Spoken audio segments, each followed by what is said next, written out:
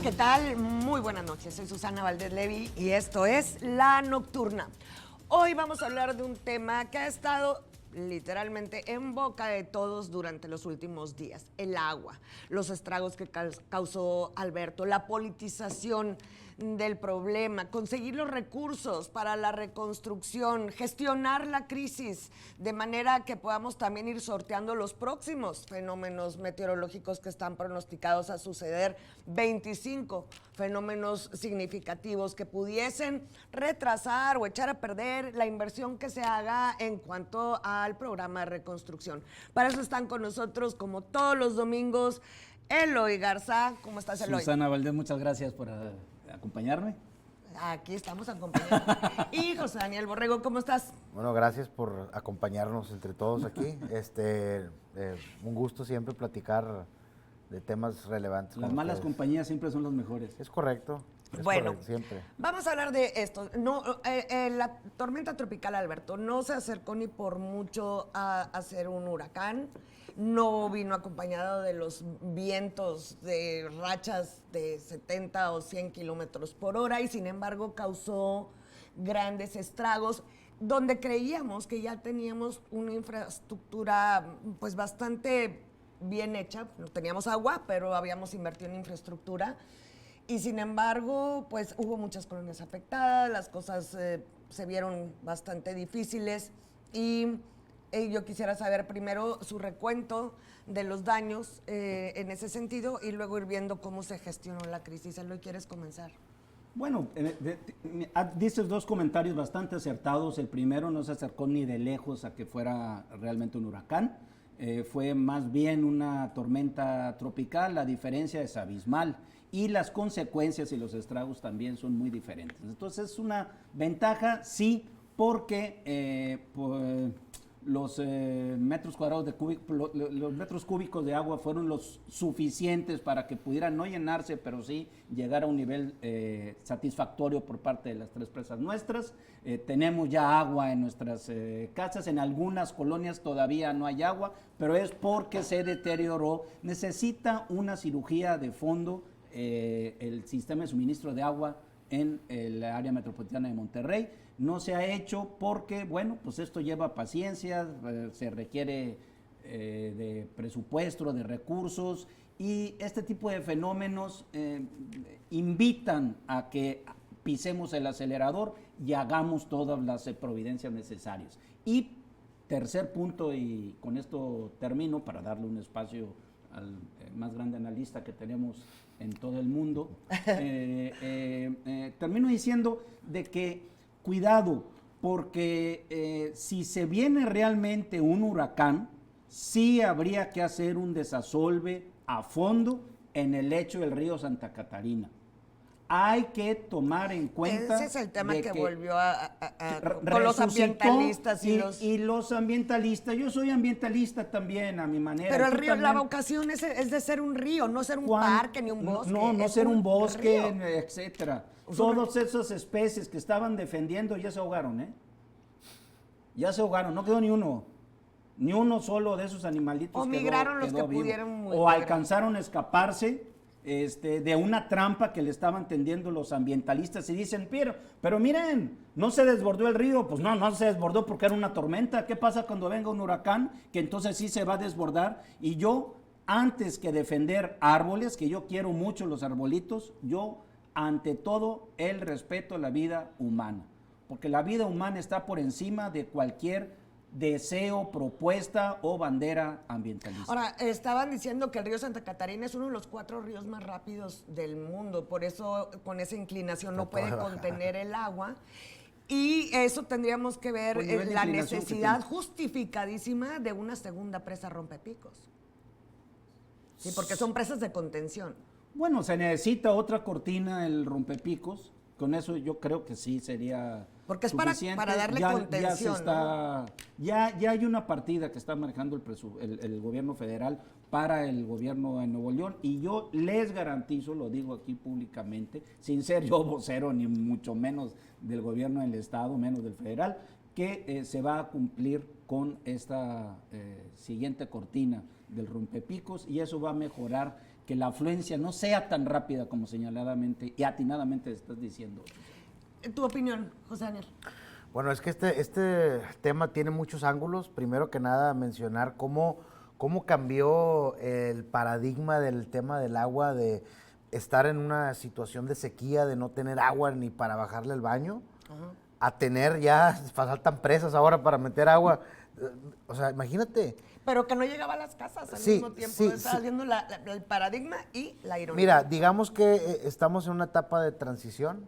Es una etapa de transición, es un problema. Por ejemplo, esta cuestión de la reactivación del suministro, pues es no le diré mal necesario, pero una consecuencia negativa de algo positivo, sí. Como cuando en un pequeño restaurantito pues, te caen 1000 personas en un día, vas a vender todo, pero te va a faltar gente, te metes en un problema transitorio, te faltan mesas, sí, todo. Sí. O sea, ya el agua no es problema.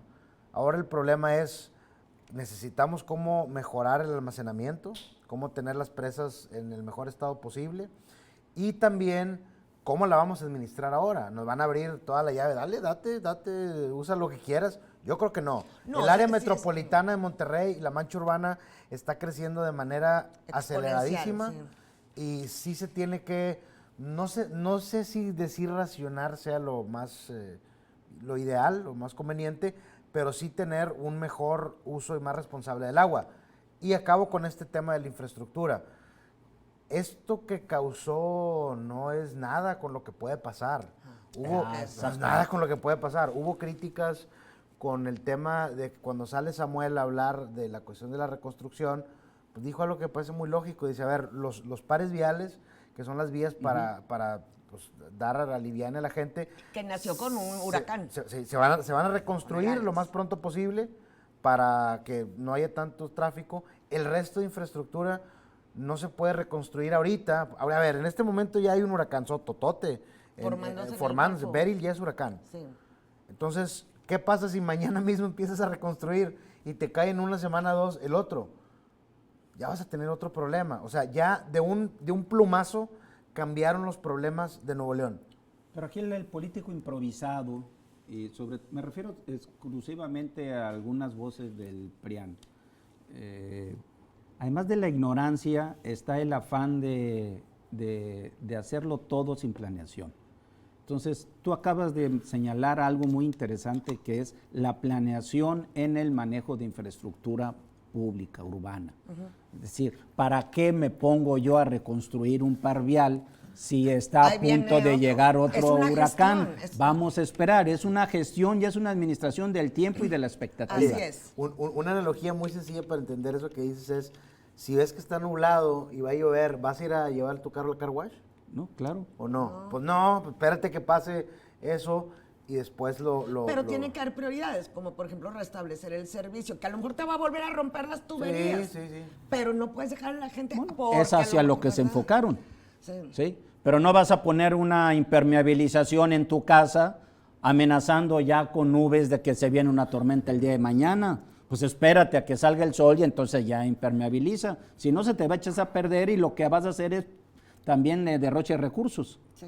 Que es lo que están pidiendo a gritos los prianistas. Ahora, ¡derrochen los recursos! Pues sí, pero nadie ha mencionado que después de que muchas de las colonias, sobre todo en Santa Catarina, siguen estando sin agua suficiente y que la poca agua que les llega no es potable, ¿cuánto le dan a que eso se traduzca en un problema de salud pública importante? Y social. Mira, puede ser, hay videos de gente bañándose en el lecho del río. Ahí hay un problema serio y es que justamente por donde baja el agua, de toda la que llovió, fue las que le fregó el ducto que les lleva agua a Santa Catarina. Porque aquí hay un tema que mucha gente no que no sepa por cuestiones de que no les interesa el tema, sino que cómo está la distribución, porque la presa La Boca lleva agua a un lado, el Santa Catarina, donde está la tubería, lleva a otro lado. O sea, es un tema muy interesante. ¿Cómo se distribuye el agua? La geografía. O sea, la geografía, digamos, las venas y arterias del sistema de agua y drenaje. Y no hemos hablado de una cosa, tantos días sin agua. Hay otro servicio que funciona con el agua y es precisamente el drenaje. Ok, ¿Cómo sí, ha claro, estado claro. operando el drenaje con todas esas colonias que tienen tantos días sin agua? O sea, el tema es muy complicado. Ya, sí, claro, Y claro, no vas a ya, entrar ya. a lo mejor en tecnicismos de esa naturaleza, pero es lo que le decía ahorita Eloy. En la gestión de la crisis tiene que haber una prioridad porque hay cosas que tengan mayores consecuencias que otras, tanto en salud pública como en lo social, como decías tú. Sí, lo que se viene es un problema de salud, pero bueno, pues, Y social. la red Podría y ser. social además. Claro. El problema de las tuberías es histórico. Ese es el problema capital que tenemos en el área metropolitana decía Borrego. de Monterrey. Bien lo señalaste tú, Borrego. ¿Qué se va a hacer? Pues cualquier cosa menos resolverla en estos días. Entonces, ¿de qué se trata? Bueno, hay que buscar opciones alternas. ¿Cuáles son? Las pipas de agua. Entraron ya 400 pipas. El problema que tenemos, por ejemplo, en San Pedro es que por ley, no, yo vivo en San Pedro, ahí tienen su casa, y no pueden entrar pipas comerciales, es decir, privadas, tienen que ser solamente pipas por parte del ayuntamiento, y eso en una situación de emergencia tiene que evitarse, evadirse y abrir las opciones para que entren pipas privadas. Es cuestión de criterio y de sentido común por parte de la autoridad. Fíjate, ahorita que dices lo del tema de las tuberías, hace tiempo, enseguida de mi casa hay un complejo departamental ahí grande que comparte un mismo desagüe de drenaje. Entonces, a veces se tapa, ¿no? Fue agua y drenaje, revisaron, dijeron, no, esto tiene que abrir, si tenemos que cambiar, se rompió la tubería. Rompieron la tubería y me llamó la atención que todavía era tubería de barro. Imagínate desde cuántos años estaba ese tema así. O sea, era una tubería de barro muy pequeña para un complejo departamental. O sea, a lo que voy es que el crecimiento y la cuestión de la infraestructura no está acorde al crecimiento y el desarrollo de toda el área metropolitana. Siempre ha sido un tema el de, por ejemplo, el de las fugas de todo el sistema de agua y drenaje, cuánta agua se pierde, cuánta no. Es un tema histórico. 67% de fugas. Vamos a ir a una pausa, regresamos en un momentito con más aquí en La Nocturna. No se vayan.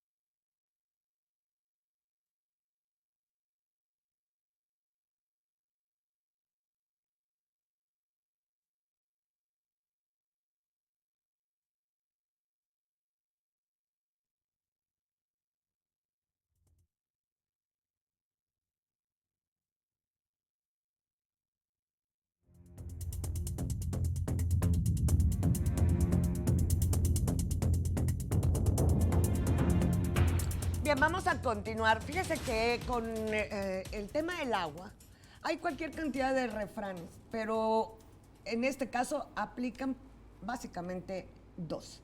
A río revuelto, ganancia de pescadores. Y el otro, no falta quien quiera llevar agua a su molino. Y precisamente ese es el tema que quiero explorar hoy con Eloy y con José Daniel.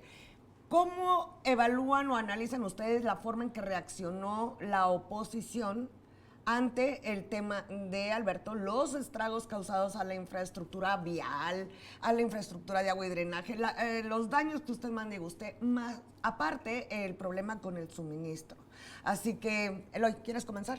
Sí, mira, hay unos seres extraños, curiosos, que se llaman diputados locales, que cuyo recinto se llama Congreso del Estado. Bueno, en ese Congreso del Estado está dominado por una especie de casta, diría Milei allá en Argentina, por una especie de casta que dice, yo te apruebo el presupuesto que tú me envíes. Cada año el Ejecutivo del Estado, en palabras llanas el gobernador, tiene que entregar un presupuesto, es decir, el estimado de gastos que va a ser en el siguiente año. Este año no lo presentó, se presentó, pero lo que le dicen los mandones, los dueños de las principales bancadas, pues no del Congreso, pero las principales bancadas, que es el PRI y el PAN, fue sí, pero para este municipio le vas a dar tanto dinero y para este otro tanto y para este otro tanto, porque además ya tenemos una obra y ya tengo ahí a los proveedores y a los contratistas en mitad de la obra, entonces ¿con qué les pago? Y por eso te lo voy a aceptar, sí y solo sí me das ese recurso. Ahí la opinión pública deberíamos de decir, a ver, esto no es un recurso que se envíe etiquetado a voluntad de 3 o 4 señores, que ni siquiera entran señoras, porque los dueños de los partidos, tú lo señalaste también, Borrego, en el Congreso, al menos del Estado, son hombres. Y eso es una barbaridad completa. Las mujeres son muchísimo más sensibles, tienen más capacidad y más talento, y los hombres, al menos esos, son bastante burdos para hacer este tipo de juegos. ¿Qué pasó? Que lo que hicieron o propiciaron es que el gobernador evadiera este obstáculo del gobierno y se fuera a hacer una gestión directa con el gobierno federal. Para hacer una gestión de recursos con el gobierno federal, para en el caso de emergencia, se tienen que presentar una serie de estimaciones que son muy complejos. Afortunadamente entró ahí la Secretaría de Movilidad, entró la Tesorería del Estado, entraron grandes técnicos que de manera sorprendentemente rápida lograron armar un expediente y la serie de requisitos que son bastante burocráticos y complejos para que se aprobara en tiempo récord un recurso para la rehabilitación de los espacios más dañados. Estos 4.800 millones que fue a gestionar directamente el gobernador y que nos lo van a dar por etapas, como debe de ser. El presupuesto no se entrega de manera directa, se tienen que hacer licitaciones, se tienen que hacer qué primero y qué después. Aquí decíamos, es que lo que urgen es esto, rehabilitar el par vial, hay que arreglar morones, hay que arreglar Constitución. Dicen, es que ¿por qué se deshizo Constitución? Ahí está la prueba de que está mal hecho. No, simplemente porque en las curvas generalmente la corriente, y este río es tiene afluentes muy rápidas, por eso le llaman los rápidos del río Santa Catarina, pues eso provocó que se desestabilizara ahí esas áreas de infraestructura. Bueno, se nos van a dar por entregas, pero lo interesante aquí es que ya llegaron los primeros 1.400, 1.500 millones en tiempo récord.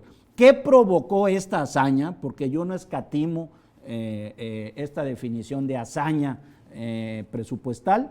Consiguió que la bancada del PRI y la bancada del PAN, que es mentira que anden de vacaciones, están escondidos porque están planeando algo que después se los comento acá entre nos, lo que hizo es que salieran a la palestra para decir, a ver, no, retiro lo dicho, y sí quiero también una parte de esos recursos para mis municipios, ese que viene a nivel federal. Entonces, no, sí le voy a aprobar, señor gobernador, el presupuesto 2024 y vengan para acá los recursos. Ah, ¿verdad? ¿Cómo cambian las cosas y con dinero baila el perro? Ese es el tercer refrán que yo añado a los otros dos que tú atinadamente dijiste ahora.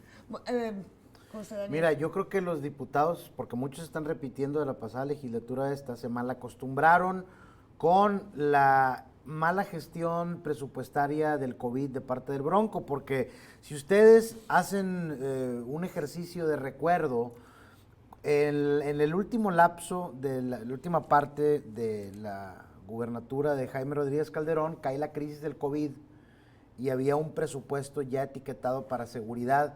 Y el Bronco dijo, por favor, tenemos una crisis tremenda, Congreso, reetiqueta el presupuesto, yo les doy algo a los municipios, para el COVID, cheque en blanco, haz con él lo que quieras, ¿no?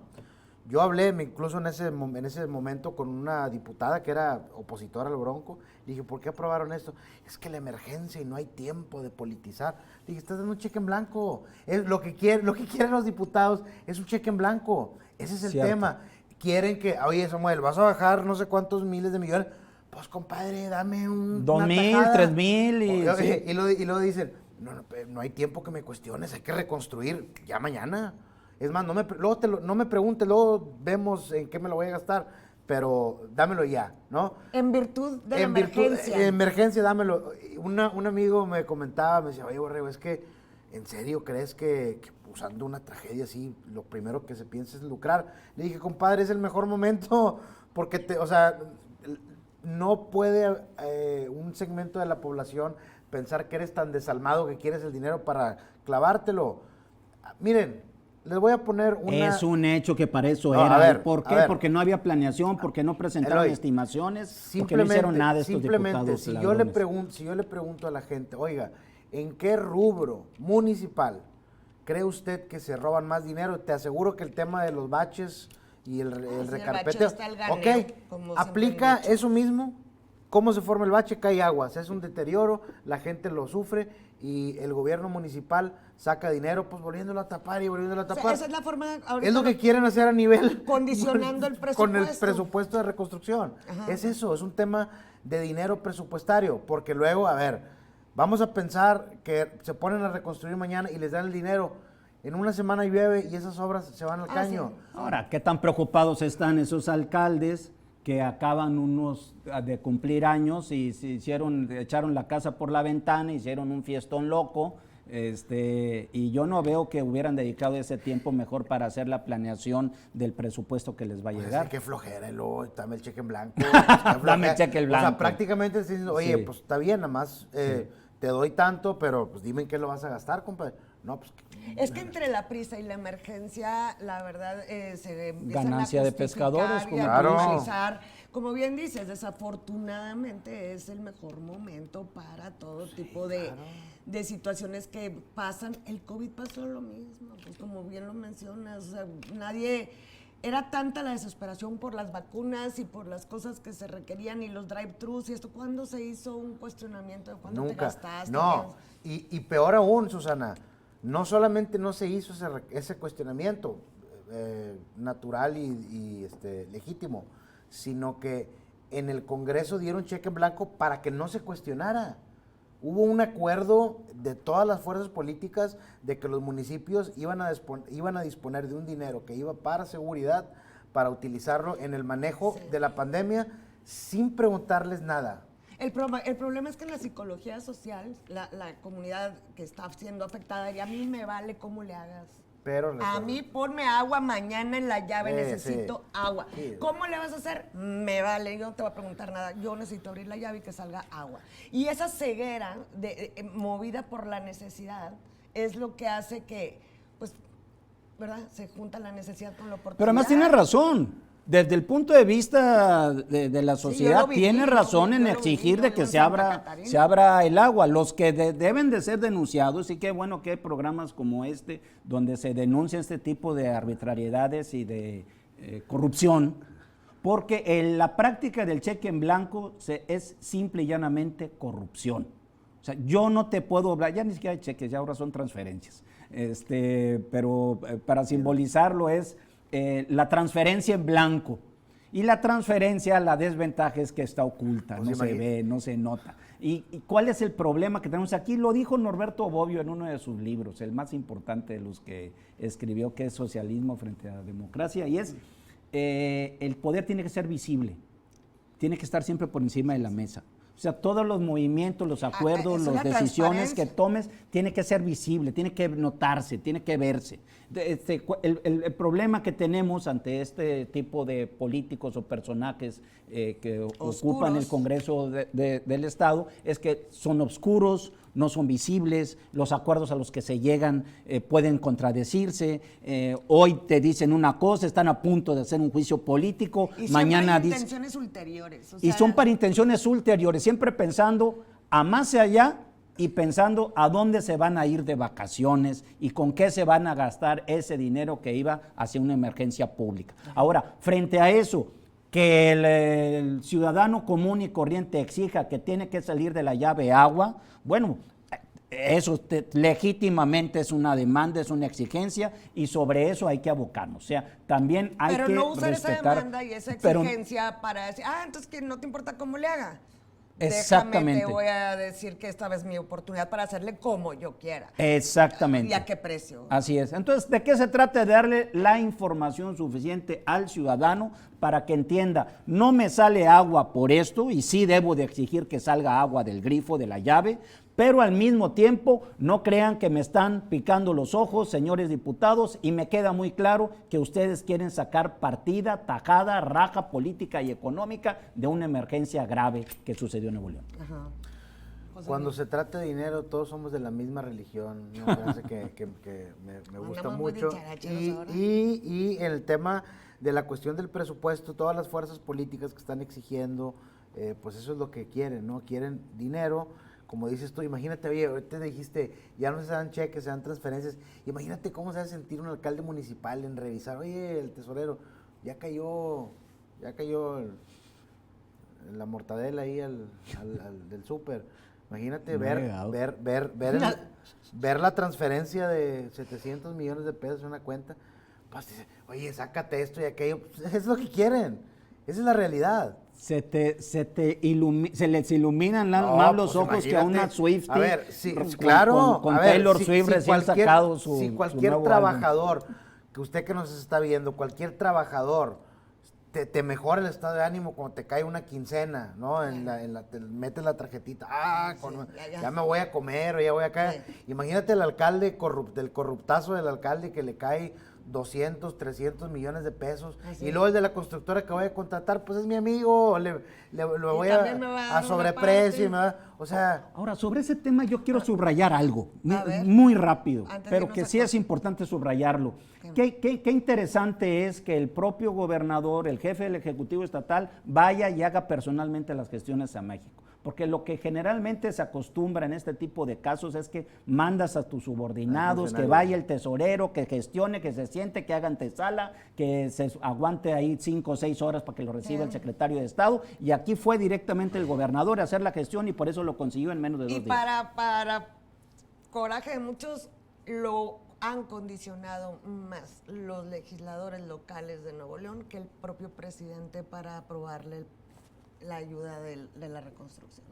Pues lamentablemente para estos señores y sus intereses sí se consiguió tan rápido que ya recularon, así es un buen castizo en español, no estoy diciendo ninguna barbaridad, ya recularon los diputados locales y hoy domingo acaban de decir, no, siempre no, dejamos ahí paréntesis de juicio político porque ya veo que llegan recursos y yo quiero participar también en la tómbola. Ya se rompió la piñata. Así con esa vergüenza.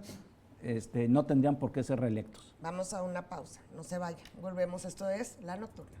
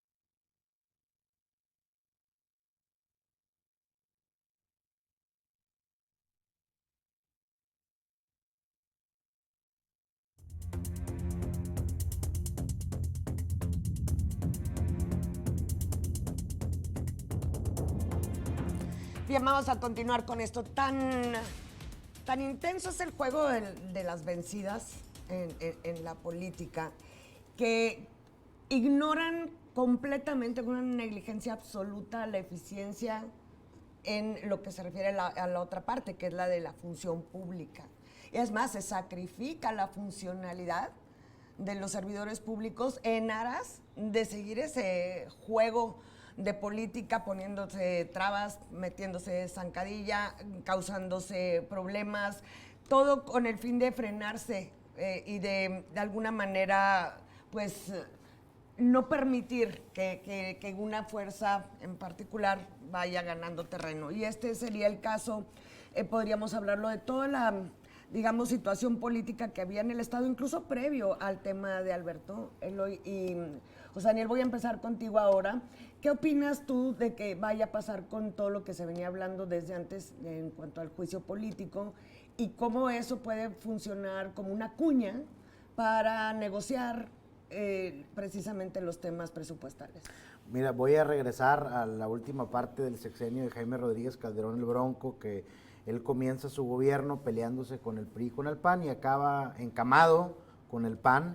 Manuel González, exsecretario general de gobierno, fue candidato a diputado federal por el PAN. O sea, lo que hizo el PAN fue lograr doblar al gobernador, y el gobernador también pensó que era una buena estrategia, alianza, que les fue bastante mal a ambos. Y eso es lo que quieren hacer la oposición local en el caso de Samuel García. Quieren de alguna manera, yo lo veo como el tema del rodeo, ¿no? Quieren aventarle el lazo a Samuel para tenerlo amarrado, porque es lo que quieren. Eso lo pudieron hacer con el Bronco porque ya al final de su sexenio tenía poco poder, tenía poca aprobación. Samuel tiene una aprobación alta. Todos los últimos estudios de opinión públicos publicados. El Movimiento Ciudadano fue el más votado. Movimiento Ciudadano, cómo creció en el tema de las alcaldías. Eso es lo que quieren al final de cuentas. Esta cuestión de que estén unos enfrentados con otros es como una paradoja de la democracia, porque a la vez que se supone que la democracia es el mejor sistema para que una sociedad avance, el mismo concepto de democracia implica que haya contrapesos, que no haya una tiranía. Entonces, ok, ¿quieres contrapesos? Para que funcione bien, pues todos van a estar peleados y a la vez se va a paralizar gran parte de ese avance. Es un tema Es una teoría de conflicto. Es una teoría de conflicto muy clara. El tema aquí es por qué se están peleando. Eso es, creo yo, lo, pues aquí por lo todo. Importante. Sí, me queda claro que otro lema las están dando hasta con la cubeta. A ver, me queda claro que por todo. Sin embargo, ha sido muy claro por qué iniciaron los conflictos. Creo yo que el problema aquí nace con el tema de que el Congreso antes se dedicaba a hacer leyes, a aprobar leyes. Había discusiones y debates ideológicos sobre temas importantes de la sociedad. Y ahora no, ahora se ha convertido en un poder que está retando y queriendo quitarle el poder al Poder Ejecutivo. Yo le llamo el poder del analfabetismo funcional. A ver, y esto más allá de que esté ahorita Samuel y estén los de que están en el Congreso local, están dejándonos una estructura administrativa, por así decirlo, de poder en conflicto total. El que llegue en el Congreso en la próxima legislatura va a querer hacer lo mismo, va a querer someter al gobierno en turno, dame dinero, ¿cómo? Pues como sea, pero dame. Argumenta mejor Biden en este último debate que cualquiera de estos, que ya estoy exagerando. No le ha puesto mano al tema de los rezagos y al retraso legislativo que hay por estar precisamente en este tipo de diatribas y conflictos. Yo tengo 5 iniciativas en el Congreso y ni siquiera las han dictaminado, y las he metido cuando han surgido temas. Mira, y lo voy a hacer mención y con esto cierro. Aquella ocasión donde un joven invidente cayó a las vías del metro, ¿sí? Pues fue un tema lamentable. Los diputados de oposición fueron los primeros. ¿Cómo es posible? Voy a meter una iniciativa para asegurar en la ley del presupuesto de Metro Rey que se pueda aplicar para que se pongan todos estos temas de seguridad para invidentes. Oye, tenías mucha prisa por hacerlo, ahí está la iniciativa. Es más, le dije, mejor tu oposición, tú le vas a pedir al Estado que te lo garantice en la ley. Pregúntame qué pasó con esa iniciativa. Ahí está. No quieren resolver nada, no quieren ni siquiera que les ayudes, quieren dinero, porque son marranos y piden mazorca. Eso es todo. Sí. Eso, así.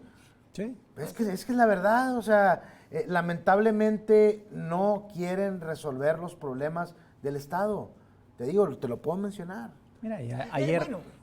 Eso es un hecho. Ayer platicando me dice, es que, ¿para qué le tienen miedo al juicio político? No, es que ni es miedo, es una herramienta que tiene que ser utilizada con pincitas. Hay que tener mucho cuidado cuando se habla ahí de juicio político, porque generalmente se revierte. Lo que están ellos en sus cálculos matemáticos de pensamiento mágico, es que están buscando un voto que les falta para poder tener la mayoría calificada. No lo van a conseguir de aquí a septiembre, que es cuando va a ser el cambio, y como no lo van a conseguir, porque en la siguiente legislatura ahora necesitarían cuando menos 7 votos para poder obtener la mayoría calificada, estos señores mandones, donde no hay mujeres ni hay nadie que no sean machos, dueños de de esas franquicias que ahora son las bancadas en el Congreso del Estado. Como no pueden hacerlo y ven que va cuesta arriba en la próxima legislatura, lo están tratando de sacar al vapor en esta. No van a conseguir ese voto, no van a conseguir nada por debajo de la mesa, no fingiendo que están de vacaciones cuando andan ahí haciendo sus negociaciones secretas. El poder se visibiliza, decía Norberto Bobbio, y con esto insisto, con que esto no puede seguir así. Tenemos que ponerle atención y calificar, o más bien descalificar a esos bribones que están ahí mandando el gobierno en el Congreso del Estado, en contra de la voluntad ciudadana, porque los pusimos ahí no para que hicieran negocios, ni tranzas, ni movidas chuecas, sino para que respondieran a la voz de los ciudadanos. Así es. José Daniel. Mira, eso que dices tú se reduce al concepto actual, digamos, de transparencia, ¿no? Lo que decías tú, que todo fuera de alguna forma visible, porque aparte, y lo comentamos creo que la semana pasada, de un artículo muy interesante que se realizó en las cuestiones de ciberseguridad y análisis de riesgos, donde el autor de este paper habla acerca de que ya los gobiernos, las corporaciones y las instituciones de inteligencia no pueden realizar cosas y mantenerlas en secreto pensando que nunca van a salir a la luz, porque ya la apertura, la democracia, las fugas de información están a la orden del día. O sea, ya no puedes mantener eso en secreto. Antes todo se manejaba en secreto, ahora ya sabes de que, mira, es político, anda acordando tal cosa y si quiere fregar. Bueno, pero ahí sí discrepo en ese tema contigo. O sea, sí hay espacios o zonas de la administración pública que tienen que mantenerse en secreto. Totalmente. Cuando el CISEN quisieron transparentarlo, yo trabajaba en la Secretaría de Gobernación y afortunadamente me hicieron caso y callaron esta propuesta que le iban a presentar como iniciativa de ley de que se tenía que ser transparente, porque las cuestiones de seguridad nacional tienen que ser totalmente en secreto. El Pentágono no te puede abrir más que allá del 3% de lo que están manejando como información interna. Yo estoy de acuerdo contigo y totalmente de acuerdo contigo. Yo me refiero más que nada al tema de negociaciones políticas relativas específicamente a administración pública, temas de manejo presupuestario y acuerdos políticos. Sin duda. Nada más. Totalmente de acuerdo. Temas de seguridad nacional. Temas de seguridad nacional, por eso, y creo que es un debate que nunca se ha tenido, por lo menos en México, que tenemos la tendencia a estos héroes digitales, elevarlos mucho como a Assange. Sí. Creer que censura. Yo estoy en contra de ellos, O sea, que la seguridad nacional justifica la censura. No, claro, a ver, por supuesto. A ver, simplemente... yo no utilizaría la palabra censura en este caso. Yo tampoco utilizaría la palabra censura. Mira, te pongo un ejemplo.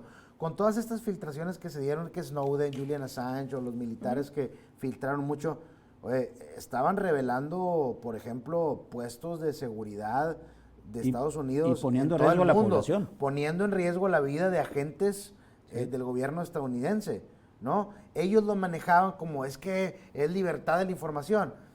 ¿Y para qué el trabajador promedio norteamericano que llega de su trabajo a abrir una cerveza y ver tele le va a interesar el nombre de un agente en Europa? Bajo el principio de que todo aquello que se hace con dinero público, que es todo lo que hacen los gobiernos, es público. Yo no creo. Y que la fuente de ese erario, que es la ciudadanía, tiene todo el derecho de saber exactamente en qué se está usando su dinero. Siempre va a haber un debate entre la libertad y la seguridad. Pero dicen, por ahí hay una broma que comentan de que hay un activista que siempre defiende la libertad, pero que estaba nadando aquí en Matamoros y se le atravesó lo estuvo persiguiendo un tiburón y él dice, ¿qué prefiero en este dilema? ¿La seguridad mía personal o mi libertad y la libertad del tiburón? No, pues yo creo que tu seguridad, ¿no? Entonces lo primero que hay que hacer cuando hay una situación grave donde se ponen en riesgo vidas humanas es privilegiar la seguridad por encima de la libertad en algunas zonas, pero no justifiquemos la seguridad de la gente para privarla y censurarla, es decir, para quitarle, restarle libertad. Y hay que saber dónde se pinta la raya entre lo que es la seguridad y lo que es la necesidad de la transparencia, la que hablamos hace rato, de poner las cosas sobre la mesa y la absoluta claridad en la aplicación de los recursos. Que lo marcaste bien tú, la aplicación de recursos, cuando hay administración, como también dice Borrego, ahí sí debe de aplicarse la transparencia total. Claro. Privacidad, secrecía, solamente entre amantes y en el ámbito del amor. En la política, De seguridad. Oye, pero... Ahí sí se vale estar chateando y escribiéndose en WhatsApp a las 2 o 3 de la mañana. Sí, ahí sí se vale. No, pero no. No en este caso, ¿eh? Fíjate. Bueno, hablen, ¿qué? A ver. No, me hiciste recordar un podcast que vi muy interesante de un abogado estadounidense especializado en temas de divorcios, pero divorcios de alto nivel, altos funcionarios, gente empresarial, y le estaba diciendo, es que tú piensas que ellos tienen pláticas muy elevadas. Dice, no, o sea, tienen pláticas que si tú las ves probablemente te reirías. Los políticos, ¿no? Los políticos de alto nivel. Bueno, yo nunca he pensado que los políticos del Congreso del Estado realmente tengan de alto nivel. No, me refiero que sí. hay algo, es que te agarré el comentario. Pero mira, no hay nada más hermoso que dos amantes escribiéndose por WhatsApp a las 2 de la mañana, y no hay nada más patético que dos políticos del Congreso del Estado negociando los recursos y la lana y a ver cuánto se van a llevar de tajada a las 2 de la mañana, como lo están haciendo simultáneamente en el estado de Nuevo León. Dale. Oigan, me gustaría mucho ahorita que estaban hablando de secrecías y de amantes y de esas cosas, y de censuras y de silencio. Oye, pero no en términos peyorativos, lo del amante es en positivo, ¿eh? Sí, ¿saben qué? ¿Qué les parece si el último bloque lo utilizamos para hablar un poquito de lo que está pasando en Estados Unidos? No, me encantaría. Le entramos al tema de sí, Biden. Porque claro, nos va, ¿no? Sí, claro. Porque por lo visto a Trump ya claro. todo el mundo le perdonó lo de Stormy. Pues lo que pasa es que está un loco y un enfermo de demencia senil. ¿Qué prefieres? Voy a corregirte, dijiste... Vamos a un corte y ahorita venimos. Okay. No se vayan, vamos a regresar en un momentito.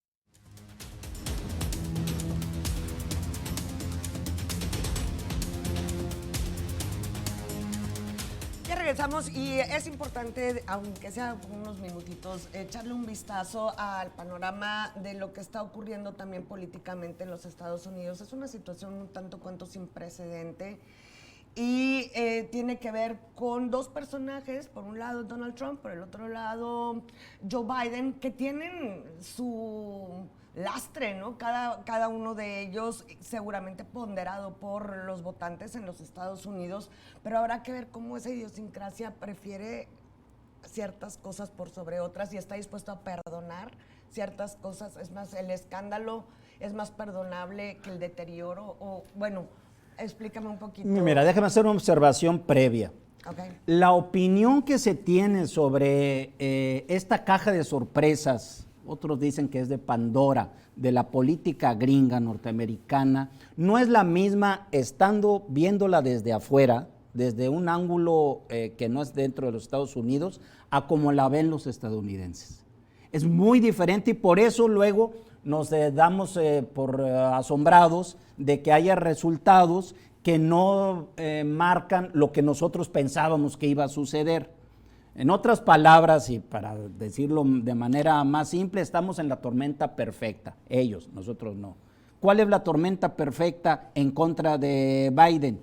Que por tradición, ni siquiera es una norma, por tradición el presidente suele pedir la reelección a un segundo mandato.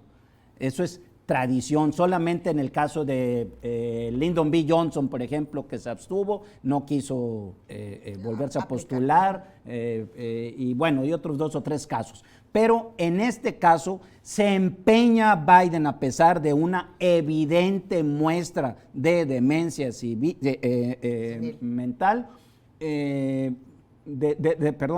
demencia senil, de montarse en sus 13 y buscar una siguiente reelección. 2, hay un problema ahí de apoyos, de recursos que ya hubo por parte de donantes que no, por ley no se pueden regresar. Entonces están en el entredicho de qué va a pasar con todos esos millones de dólares que ya fueron aportados para la precampaña de Trump, para las primarias del Partido Demócrata. Y 3, hay un juicio político en contra del presidente, bueno, allá siempre se les llama presidentes a pesar de que sí, ya dejen ya el salieron, cargo. ¿no? Se usa ex. Sí. Bueno, del expresidente Trump hay un juicio ahí notoriamente desfavorable a su causa. Yo no sé cómo están haciendo para poder sobrellevarlo sus abogados, pero que lo que ha provocado, para desgracia, el Partido Demócrata es que no ha hecho más que impulsar la imagen de Trump como un hombre o un elemento disruptivo dentro del espectro político de los Estados Unidos. Entonces esto lo que está haciendo es catapultar a la presidencia, y si no cambian de candidato demócrata de aquí a agosto, que es cuando comienzan ya las primarias, vamos a ver a Donald Trump de presidente otros 4 años, y yo les garantizo que sí va a ser. Se dice que en Estados Unidos, si la economía está bien, todo lo demás se perdona. La economía está muy bien. Hizo un buen trabajo también Donald Trump en materia económica. Pero ¿tú qué opinas, Osaña? Mira, acabas de tocar un tema muy interesante porque recientemente ha habido un quiebre en cuanto a ese argumento, en el sentido de que, digo, esa frase tan tan famosa de "It's the economy, stupid", ¿no? O sea, compadre, es el dinero en los bolsillos de los norteamericanos, ¿no? Que se lo decía a sí mismo, Bill Clinton, no decían que se lo decía a Bush. Que le decía otro. No, se lo está diciendo a sí mismo. Sí es una parte muy importante, pero algo que sí se ha demostrado en estos cambios políticos y culturales es que una nación económicamente estable puede cambiar de proyecto gubernamental desde el lado cultural, por la izquierda, de temas de opresión y que este tipo de corrientes nuevas políticas que no se enfocan ya en nada más el tema económico, sino en temas sociales. ¿A qué voy con esto? Que la economía de los Estados Unidos puede estar mal, pero va a estar mejor que la de muchos otros países. O sea, el pobre norteamericano no es el más rico que ricos en otros países. Es un clase mediero de México. Sí. Entonces, el tema de la economía, a menos que no se deteriore mucho, no va a generar un cambio político concreto. Yo creo que en esta elección el tema no es la economía. El tema es, y esto en diversas encuestas en medios norteamericanos y empresas de encuestadoras en Estados Unidos lo han dicho claramente. Hay 3 problemas que están tomando la agenda política de esta elección.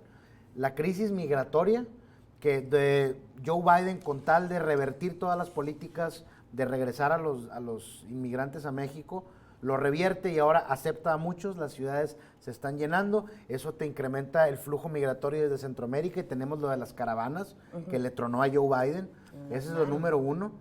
El tema migratorio, la crisis del fentanilo, hay ciudades completas en Estados Unidos con zombies por la cuestión del fentanilo, y la guerra en Ucrania, donde inclusive, fíjate. ¿Y la de Gaza? Inclusive, bueno, ándale, es otro tema que se le juntó a Biden. Todas estas cositas, Trump se las echó en la cara en el debate. Sí. Y Biden no supo cómo defenderse. Pero a ver, quiero preguntarles algo, porque como nos queda poco tiempo, claro, tenemos que ofrecerle a nuestra audiencia conclusiones en relación a nosotros. Ya tenemos la primera pieza del rompecabezas aquí en la relación bilateral. Ya sabemos que Claudia es la presidenta virtual electa, ¿no?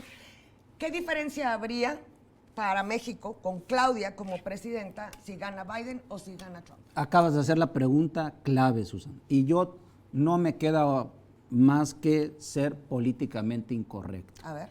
Para poder responder ante una posibilidad apabullante de que llegue Trump al poder nuevamente, lo que tenemos que hacer son 3 cosas. La primera, una política migratoria de refreno. No podemos permitir más migrantes en México porque la vamos a llevar nosotros los mexicanos. Y yo soy nuevoleonés de la frontera sur aquí a México. Y no es que tenga yo nada en contra de los derechos humanos, pero de que se nos compliquen las cosas a nosotros los nuevoleoneses, porque yo no dejo de ser de Nuevo León, a que se les complique a la gente de otros países, yo soy nuevoleonés y soy mexicano y sí pido, por un lado, que se frene la migración, porque si no, las consecuencias van a ser bastante lamentables. Ese es el segundo tema, el problema de los aranceles. En el 2025 viene la revisión del TEMEC y ahí es donde Trump va a querer ahogarnos o al menos ponernos la mano en el cuello, y eso no lo vamos a permitir por las cuestiones de migración. No debemos de aceptarlo por cuestiones de migración. Así que, discúlpenme, cerremos las fronteras, hagamos una migración por la vía legal, no le demos pie a los gringos para que nos estén poniendo ahí el pie sobre el cuello.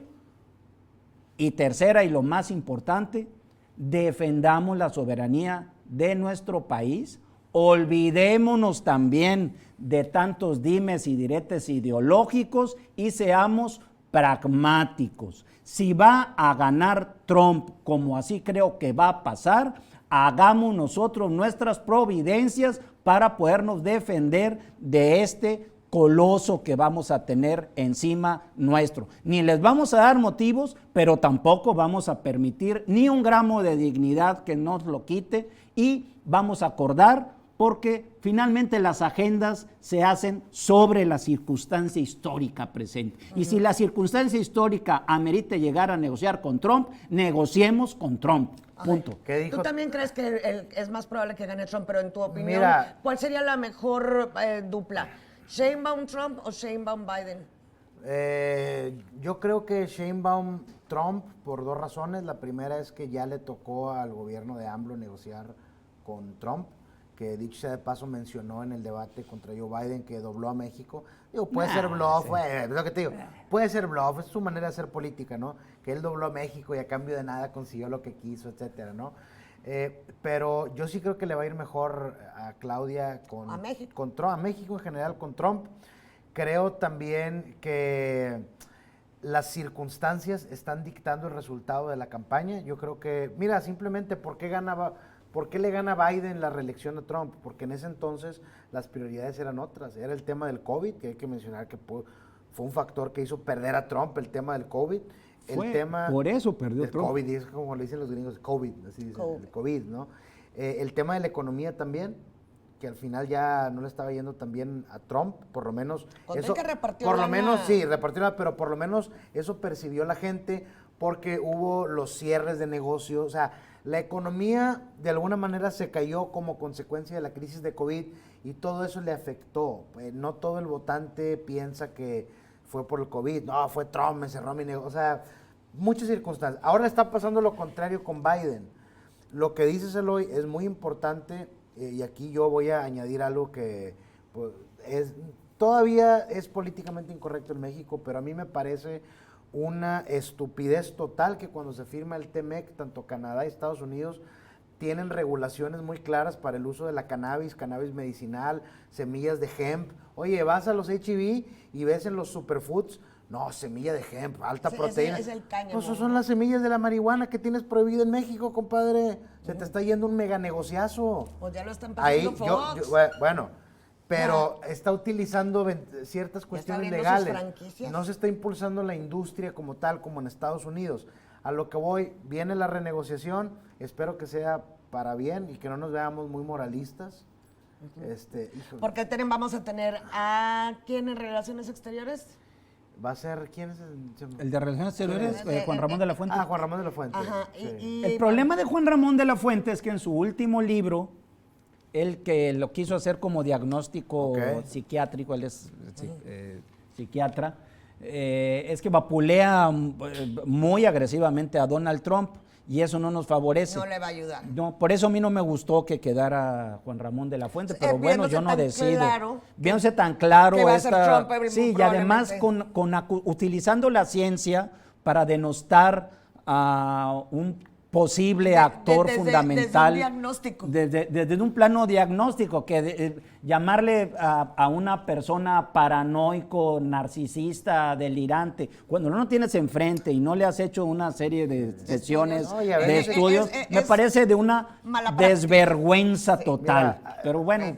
Ya lo veremos. Ya lo veremos. ¿Cómo le funciona eso cuando él esté de canciller? ¿Verdad? Y que el Pues no presidente para de bien, Estados Unidos va a ser Trump. Y Mike Pompeo, ¿cómo le que va a servir a seguramente las va a ser negociaciones para acá? el próximo jefe, el secretario de Estado, el equivalente a Juan Ramón de la Fuente, que por cierto acaba de sacar un artículo muy agresivo en contra de López Obrador. También diciendo que está chisquis. Pues no tanto así, pero sí acusándolo de autoritarismo. Más que de corrupción, de autoritarismo y de estar en contra de la reforma judicial. Entonces, si nuestros principales cancilleres están de enemigos declarados, pues ¿qué va a pasar aquí?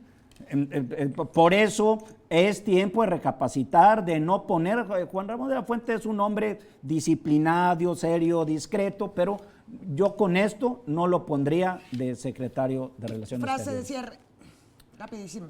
Pues que sea lo que Dios quiera. Pues. No, el pueblo norteamericano. Bueno, pero el pueblo norteamericano es a nation under God, Vox ¿no? populi, Entonces vox Dios se manifiesta a través de sus votantes. La voz del pueblo es la voz de Dios. Exactamente. Pero yo soy ateo. Nosotros nos vamos ya a retirar, pero que tengas toda una muy placentera noche de domingo. Mañana inicia la semana con muchas ganas y nos vemos el próximo aquí, en La Nocturna.